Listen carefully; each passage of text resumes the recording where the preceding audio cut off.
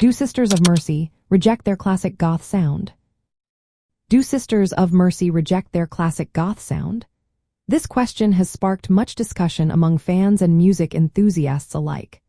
The Sisters of Mercy are often hailed as one of the foundational bands of the Gothic rock scene. Their early music helped define the genre, featuring Andrew Eldritch's deep baritone vocals, dark lyrical themes, and the use of a drum machine named Dr. Avalanche. Their debut album, First and Last and Always, released in 1985, is frequently regarded as a classic goth record. It showcases icy guitar tones and haunting melodies, exploring themes of existential despair and emotional detachment. As time went on, the band's sound underwent notable changes. Their second album, Floodland, released in 1987, introduced a more polished production style. This album incorporated orchestral elements and grand arrangements while still retaining Gothic themes.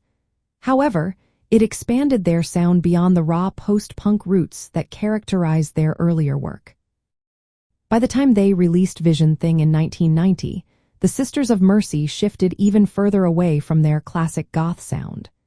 This album leaned towards a heavier, guitar-driven rock style influenced by hard rock and metal. It featured more aggressive tones and focused on socio-political commentary, which divided some fans who preferred the earlier Gothic style. Despite these shifts, the Sisters of Mercy did not completely abandon their Gothic roots. Andrew Eldritch, the band's constant member, maintained thematic depth and dark lyrical content throughout their evolution. The signature use of Dr. Avalanche and Eldritch's distinctive vocal style continued to anchor their identity, even as they incorporated more rock and industrial influences.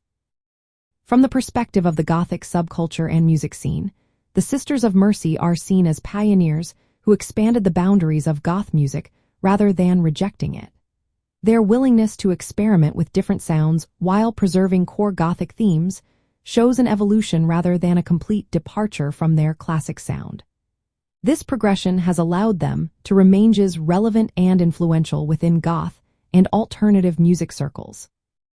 Practical terms, while some purists may view later albums like Vision Thing as a departure from goth, the band's overall legacy remains deeply intertwined with the Gothic subculture. Their early works continue to be celebrated as goth classics, while their later music is often appreciated for pushing the genre's limits and incorporating broader rock influences. So, do the Sisters of Mercy reject their classic goth sound? The answer is more complex than a simple yes or no. They have evolved, but their roots remain as firmly planted in the Gothic scene.